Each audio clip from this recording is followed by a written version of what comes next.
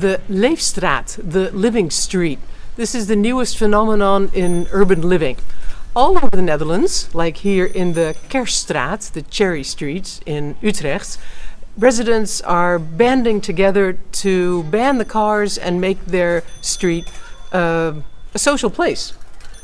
That's right. Yeah. This is Huib Bates. He's one of the initiators of the living street here in the Cherry Street in Utrecht. So how did this start? The streets in Utrecht you can apply for a living street. So then we thought, well, let's do it. Sounds like fun. So that's why we started to talk with all the neighbors here in the street to make a plan for the living street. And the plan was for 4 weeks to get rid of all the cars. Yeah, that's what the plan in the end was. So for 4 weeks the street is closed. No cars are allowed to drive through, and no cars are parked here in the street. So all the public space is now social space. Social space. Yeah. And what have you been doing with that social space? My daughters, they are playing outside a lot. We all the houses here, they have quite small gardens in the back. So this is now like a front garden. So people are eating here, having lunch or having a beer after work. And we have all kinds of activities. You had a movie evening the other day, huh? A movie evening and an Italian night. And were there people here who were not enthusiastic about the idea? Yeah, there were. Not everyone in the street. There's about 30 houses here. Not all the residents were enthusiastic. Okay. I know that there's been resistance to this idea of living streets from surrounding neighborhoods because they're afraid that they'll have to deal with all your cars. Yeah. How did your neighbors feel about that? We don't really know, but we distributed flyers in all the streets around here, and with our email address. So if you have questions, just ask it. And if you're angry, tell us. One person replied. And do you think that this experiment is something you'd like to repeat? I would, yeah, definitely, yeah. And repeat as in making this permanent or something else permanent? What are your thoughts now? Maybe, permanent like it is right now that's probably not an option. But I would definitely would like to do something permanent, and maybe next year again. Why not? Sure. Do another 4 weeks of living street in the summer. Yeah. Great. Yeah. Well, so the new way in which people are reappropriating the space around their houses and in the process getting to know their neighbors. Huib Bates of the living street in the Kersstraat, the Cherry Street in Utrecht.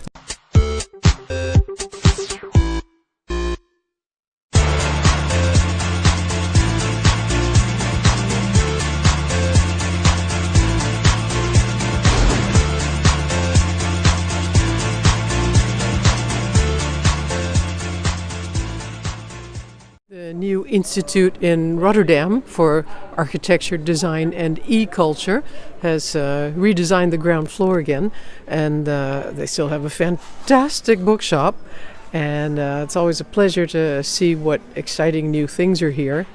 And what also, of course, is really exciting is to see my own book lying here, Sweet and Salt, Water and the Dutch. It's been out for 5 years. It's still a bestseller. I'm going to Singapore next week to talk about it again. It's amazing. And also to see here the book Dutch Dijks, Dijken van Nederland, for which I also wrote a chapter. So I'm very flattered to be here in among the smart and great people of the world writing about architecture and landscape.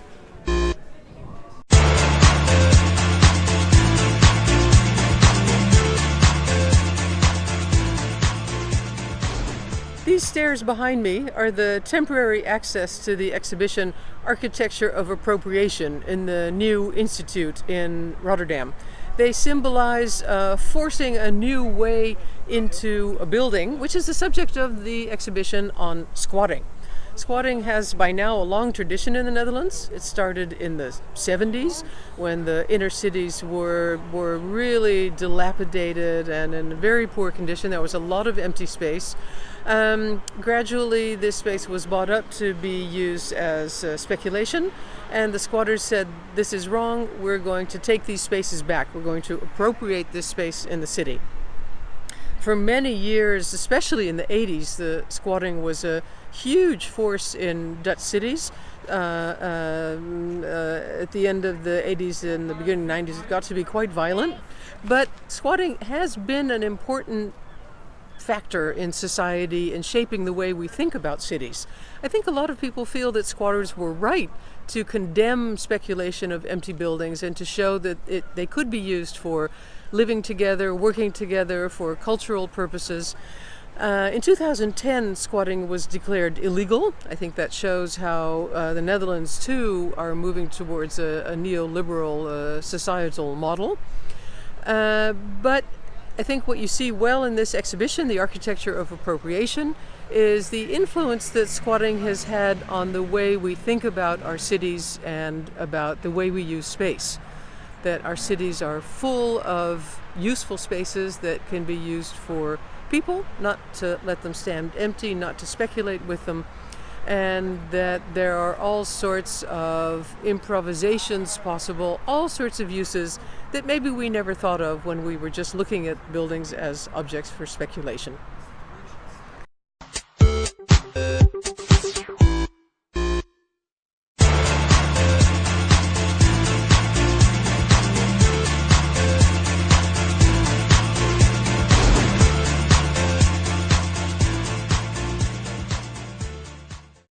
The building behind us is Frankrijk with a V, which is a very famous squatted building here in the center of Amsterdam. René Boer.